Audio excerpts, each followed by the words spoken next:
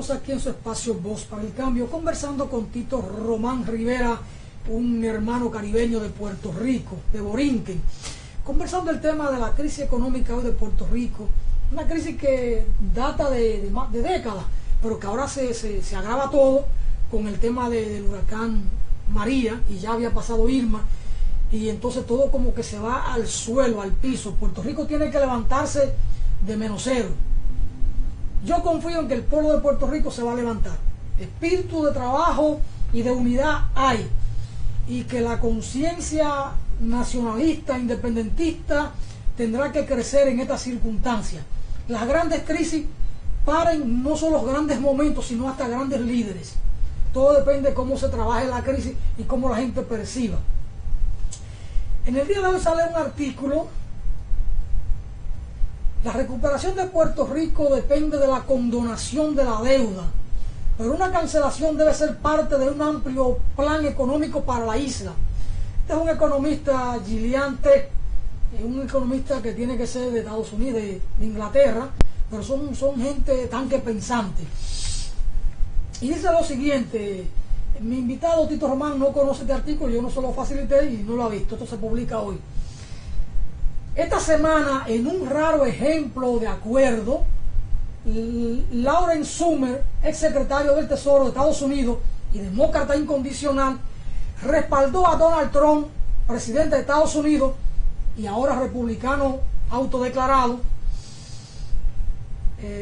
El martes, Trump sorprendió a los mercados estadounidenses con la declaración de que cualquiera que tenga bonos pendientes puertorriqueños de los 74,000 millones debería decirles adiós a la esperanza de ser reembolsado. Como era de esperar, el precio de esos bonos se desplomó. Sin embargo, Summers estuvo de acuerdo, escribió en un mensaje de Twitter, que Trump tiene razón. La deuda de Puerto Rico debe ser eliminada. ¿Es correcta esta postura?, se pregunta el periodista, el economista que hace el artículo. Dice: yo diría que sí, pero con condiciones. Es evidente que incluso antes del anuncio de Trump, los tenedores de bonos tenían pocas posibilidades de que les reembolsaran mucho dinero.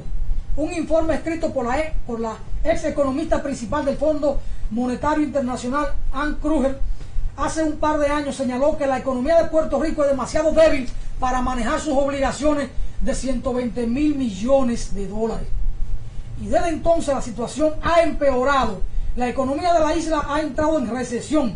Su población se ha contraído y ahora el huracán María ha arrasado con la infraestructura que requerirá de decenas de miles de millones de dólares para su restauración. Y por ahí sigue el economista en su análisis, en su planteo económico de la perspectiva y las posibilidades que tiene Puerto Rico de la recuperación, y del tema de Donald Trump, que dijo que los tenedores de bonos de Puerto Rico que se olviden de que ese dinero puede ser reembolsado. Esto lo traigo a colación por el tema en sí y por las contradicciones de la declaración de Donald Trump cuando llegó a Puerto Rico. Dijo, por un lado, bueno, en forma cínica quizá, lamento lo que ha ocurrido en Puerto Rico, pero apenas hay 34 muertos.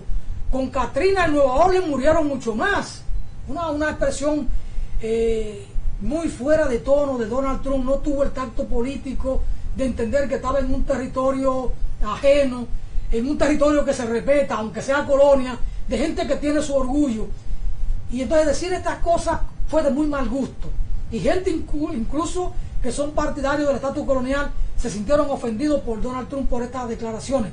Y luego empezó también en un tono ofensivo a tirarle a gente que fue a saludarlo, que fue a oírlo, a tirarle papel de baño, en un tono también, en una imagen en términos gráficos también muy ofensiva. Entonces todas estas cosas dan lectura en la política. Y yo te decía, ¿hasta dónde? Porque las crisis traen su momento, sus oportunidades también. Una crisis es una oportunidad de que la gente vea que lo están maltratando en su propia dignidad. Como este señor presidente de la mayor potencia del mundo va allí a tirarle papel de baño, que bien pudieran estarlo necesitando. No digo que sea el caso, pero la forma en que lo hace es una forma indigna, es una forma ofensiva. Entonces, un poco te sirvo la mesa con el tema. Sí, definitivamente la actitud de arrogancia imperialista, una actitud que debe ser rechazada por todos los sectores políticos en Puerto Rico, y es una falta de respeto a la dignidad nuestra. Y pues era de esperarse también que la visita de un presidente de los Estados Unidos, de alguna manera las actividades a las cuales él iba a estar visitando y encontrándose con la gente, se esperaba que estos sectores son unos sectores serviles. Esta actividad donde Donald Trump lanzó los papeles de toalla era una actividad conformada por los seguidores del partido gobernante ahora mismo, los seguidores de ese partido nuevo progresista, que son admiradores de la anexión, son seguidores de la anexión de Puerto Rico a los Estados Unidos. Entonces ya podemos decir que esto era una actividad que estaba cuadrada, que esto estaba ya coordinado para que fuera de esta manera. Yo estoy seguro que las personas que estaban allí, que estaban aglutinados en ese lugar, en el pueblo de Guaynabo, realmente no tenían la necesidad, como miles de puertorriqueños están en una situación desesperante en este momento. Pero vale destacar, Alfonso, el hecho de que se está aprovechando la oportunidad para militarizar a Puerto Rico en este momento de crisis, porque históricamente o tradicionalmente el gobierno de los Estados Unidos, en su estructura del ejército, en su estructura militar, utiliza los soldados para situaciones de crisis humanitaria y situaciones de catástrofe. Y en este caso pues, se justifica de alguna manera, ¿verdad?, todo ese financiamiento de una cultura militarista, la cultura militarista de los Estados Unidos. Se justifica de alguna manera todo el dinero que se va hacia la milicia de los Estados Unidos, que es dinero que se pudiera utilizar para organizaciones, fundaciones educativas y culturales, organizaciones sociales que hacen un trabajo importante en los distintos países. En el caso nuestro hay muchas que así lo hacen, y muchos de esos fondos que se utilizan para la milicia se pudieran utilizar para esas organizaciones y pudieran estar dando mejor respuesta que la que está dando el ejército de los Estados Unidos en este momento en Puerto Rico, donde ya casi llevamos 20 días del paso del huracán María y todavía no ha llegado suministro a los lugares que tanto lo necesitan, a los lugares remotos en Puerto Rico. Así que bueno, tenemos que hacer la denuncia y tenemos que hacer el análisis de cuál es el movimiento que está haciendo los Estados Unidos en Puerto Rico en este momento. Nos tenemos que cuestionar si hay un plan de gentrificar la isla de Puerto Rico, de provocar un éxodo masivo que se está dando en estos mismos momentos. Se está dando ese éxodo donde miles y miles de puertorriqueños están saliendo de forma urgente hacia los Estados Unidos, principalmente para poder tener los servicios fundamentales de electricidad, de suministro de alimentos, de suministro de agua potable. Hay toda una desesperación, y tanto el gobierno federal a través de su agencia llamada FEMA y el gobierno colonial no han sido capaces de resolver la situación en que se encuentra Puerto Rico. Entonces por eso es que el tema de reformular un nuevo país toma fuerzas en este momento. Un país que, como estuvimos hablando anteriormente, es un país que ya estaba en una crisis económica, que estaba siendo impactado por un primer huracán, porque tenemos que hablar de eso. Había un primer huracán que ya estaba impactando al pueblo de Puerto Rico, y ese huracán se llama la Junta de Control Fiscal, que nos fue impuesto, una junta de 7 personas que está tomando las decisiones fiscales, ha tomado el control económico de Puerto Rico. Esa junta, nombrada por el Congreso de los Estados Unidos y por el presidente de los Estados Unidos, la podemos declarar como ese primer huracán que estaba afectando al pueblo de Puerto Rico, con todas sus políticas de austeridad, todas sus políticas de privatización, políticas que están afectando, que ya estaban afectando a la población puertorriqueña antes de que llegara el huracán María. Así que ya hemos tenido dos embates huracanados, podemos decir, de gran fuerza en Puerto Rico. El primero es la Junta de Control Fiscal, que como ustedes saben estaba afectando también todo, haciendo recortes en la educación, cerrando más de 300 escuelas, recortando millones de dólares al presupuesto de la Universidad de Puerto Rico, nuestro primer centro docente, la columna vertebral de la patria puertorriqueña, que es la Universidad de Puerto Rico. Ya estaban siendo atacadas por ese huracán que es la Junta de Control Fiscal. Entonces ahora, con el ataque, ¿verdad?, el golpe del huracán María, todo eso se pone frente a nuestras caras, se evidencia la situación grave que tiene el pueblo de Puerto Rico, y como tú estabas muy bien diciendo, en los momentos de crisis son los momentos que se deben aprovechar para reformular. Y entonces es el momento, yo creo, de reformular un nuevo Puerto Rico, un Puerto Rico descolonizado, un Puerto Rico que tenga derecho a su autodeterminación, y que haya un plan desde los Estados Unidos, porque tienen una deuda con Puerto Rico. O sea, la deuda no la tenemos nosotros con Wall Street y con Estados Unidos, la deuda la tienen ellos al someternos a más de 100 años de coloniaje, a someternos a una condición colonial de explotación. Así que bueno, estamos emplazados ante la historia, tenemos una coyuntura interesante a la cual le debemos prestar atención, y ante la cual debemos presentar un plan de acción que le haga sentido a los puertorriqueños, pero que sobre todo nos salve como nación, porque verdaderamente es preocupante lo que está sucediendo en Puerto Rico en este momento, no solo por cómo nos hemos visto afectados por el golpe de huracán, sino por el éxodo masivo que se está provocando. Entonces nos preocupa que exista un plan de sustituir población en Puerto Rico para de alguna manera recolonizarnos nuevamente. Así que hacemos un llamado de alarma ante esta situación. Es un tema que lo he conversado varias veces con Fernando, con la propia Milagro, y en un momento con Eladio Santos, que es un hombre con una cabeza bien amueblada. El tema de la despoblación de Puerto Rico es un tema viejo, porque hace rato que con la crisis la juventud es la que migra. Una persona ya con 60, 70 años no tiene para dónde coger. Y le he comentado a Fernando que cuando veo las protestas en Puerto Rico, ahora con el tema de recién pasado, el tema de la ceniza hacia Peñuela, la gente que salía a protestar eran fundamentalmente personas ya con 60 años, porque la juventud como que se ha estado yendo de Puerto Rico. Ahora mismo veíamos que la semana pasada salían anuncios de básicamente todas las aerolíneas ofertando vuelos a 50 y 100 dólares a diferentes destinos de Estados Unidos, y el ferry hacia Santo Domingo a 159 dólares ida y vuelta, o llegar acá. Es decir, como medio de transporte han estado ofertando salida de Puerto Rico. Es como si respondiera a un plan de sacar a la juventud de Puerto Rico para que esa lucha por la independencia simplemente se quede sin actores, sin personas que asuman esa bandera. Entonces me parece que todo esto también responde a un plan.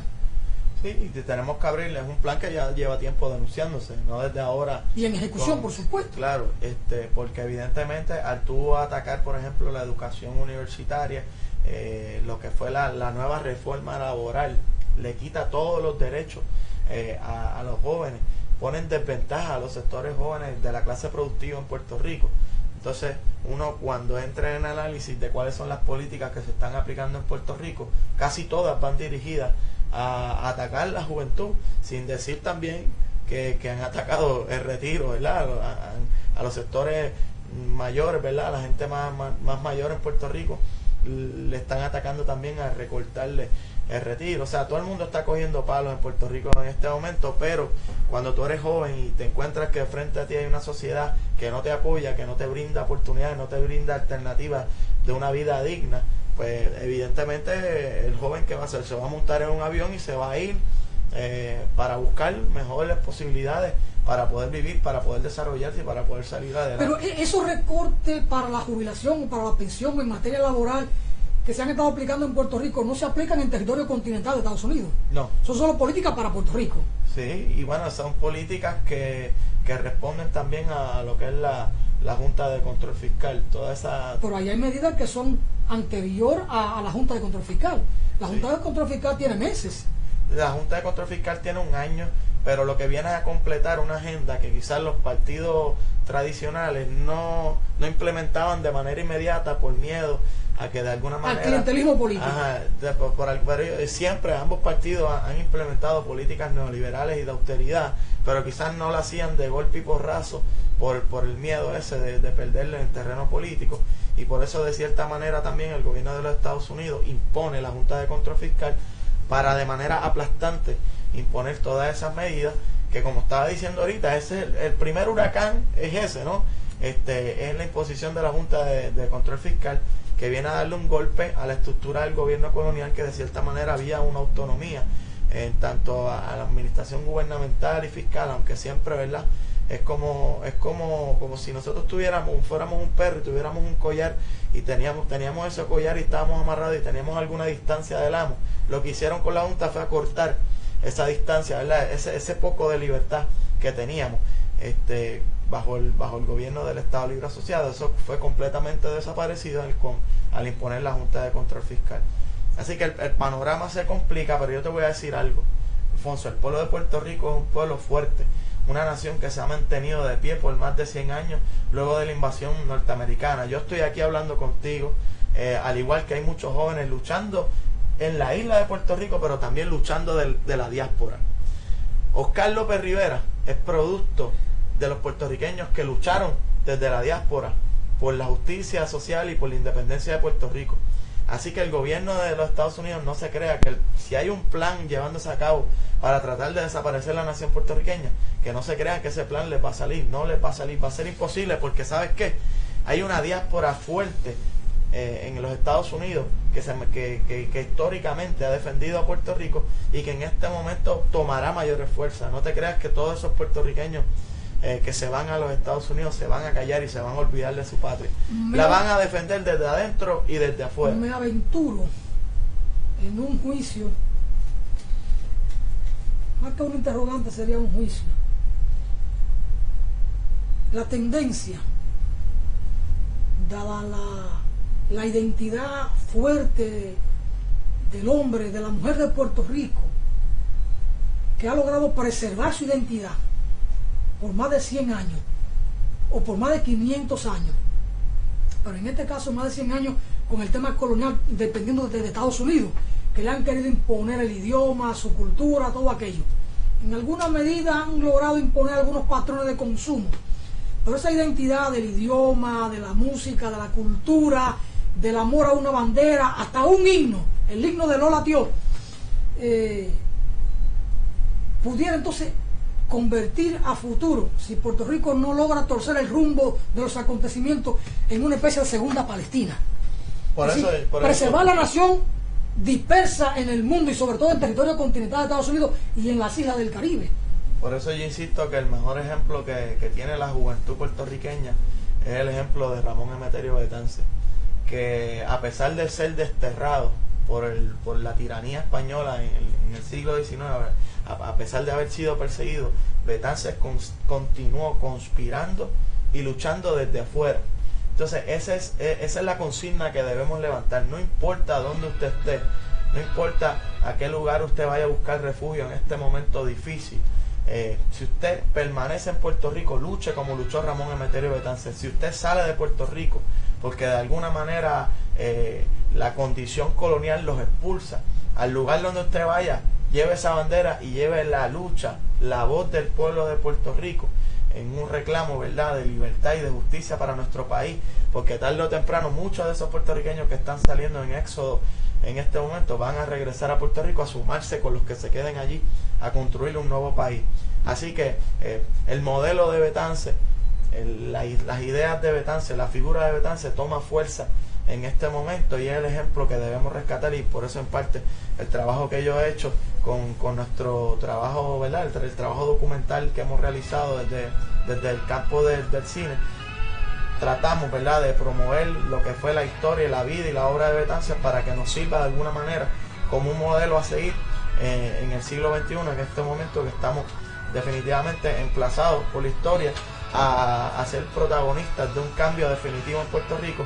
Y qué mejor ejemplo también de la dignidad y la resistencia que nos ha mostrado nuestro querido Oscar López Rivera, que, para que sepa, mientras hay muchos políticos faranduleando, algunos están escondidos y no se sabe de ellos, y los que están en la calle disque ayudando están faranduleando, Oscar López Rivera está calladito haciendo el trabajo de reconstrucción de Puerto Rico, llevando suministros a las distintas comunidades, trabajando en la calle en la remoción de escombros, ayudando a la gente. Uno de los cargamentos más grandes de aportación independiente, fuera de lo que es la acción gubernamental, de apoyo desde la diáspora, uno de los cargamentos más grandes los trajo Oscar López Rivera, que recaudó miles y miles de dólares para ayudar a los damnificados. Así que Oscar es un ejemplo de Betance y es una persona a la cual toda la juventud debe mirar de cómo está actuando, no desde el protagonismo, sino, ¿verdad?, desde la retaguardia, ayudando a su pueblo, que fue lo que hizo durante más de 35 años al estar encarcelado, exigiendo de manera firme y de pie la independencia de Puerto Rico. Oscar López Rivera, como un gran patriota, es una especie de apóstol. Y los apóstoles tienen una condición muy especial, y es la humildad. No andan buscando reconocimiento de nadie. Los apóstoles se consagran a una causa y a su pueblo. Y Oscar es una especie de apóstol. Un digno discípulo de Pedro Albizu Campos y de Betance, pero sobre todo de Pedro Albizu. De estas cosas vamos a seguir conversando en el día de mañana. Finalmente, así rápidamente, pienso que la Universidad de Puerto Rico es como la cantera de donde surge el mármol de la patria, y quizás por eso hoy se esté atentando contra la Universidad de Puerto Rico. De estas cosas usted podrá hablarnos con mucha amplitud porque la conoce, y sé que en un momento dado fue presidente de la Asociación de Estudiantes allí del recinto en Río Piedra. Pero de estas cosas vamos a tener que seguir conversando mañana, porque hoy el tiempo se nos fue. Conversar con ustedes, conversar para largo. Parecería que vamos a tener que hacer 2, 3 o 4 programas. Mientras tanto, yo voy a seguir relegando el tema de su condición de cineasta, de la producción de sus documentales, que es lo que lo trae a la República Dominicana, porque me temo que si abordo ese tema usted se me va a espantar y no volver al programa. Mientras tanto, a mí me interesa que sigamos conversando de los temas de la patria, porque en definitiva la patria está por encima de nosotros. Y hablar de Oscar López Rivera, o de Betance, o de Ana Belén, o de Pedro Albizu, o de Rafael Cancel Miranda, o de Heriberto Marín. Don Heriberto, mi saludo para usted. Rafael Cancel Miranda, mi saludo para usted. Rafi Anglada, mi respeto para usted. Vanessa Ramos, mi respeto para usted, igual que para la amiga Milagros Rivera. Y entonces hablar de esta gente es mucho más importante, con todo el respeto que usted y su obra me merece, pero para la patria vale más hablar de esto grande que hablar de su producción como cineasta. De eso vamos a hablar, no se preocupe, pero va a ser en el día de mañana. Toda mi producción como cineasta va en función de la patria. Función de eso, y eso también va a ser importante que los hermanos dominicanos acá conozcan de ese trabajo, porque es un trabajo de mucha relevancia política. Pero tengo instrucciones de Fernando Quiles y de Milagros Rivera de sacarle a usted el jugo en términos político, social, por la patria y por la unidad latino-caribeña. Gracias por este primer esfuerzo, y mañana va a de nuevo. Muchas gracias. A ustedes, miren, el tiempo aquí se nos fue muy rápido, conversando con Tito Román Rivera, cineasta puertorriqueño, borinqueño, que estudió en La Habana cine, y un hombre de la patria grande, de la América morena de la que habló José Martí, pero de esta patria antillana por la que abogó Betance y Luperón. Hasta mañana. Hasta hoy estuvo con usted Alfonso Torres Suyo en su espacio. Gracias, hermano, un abrazo.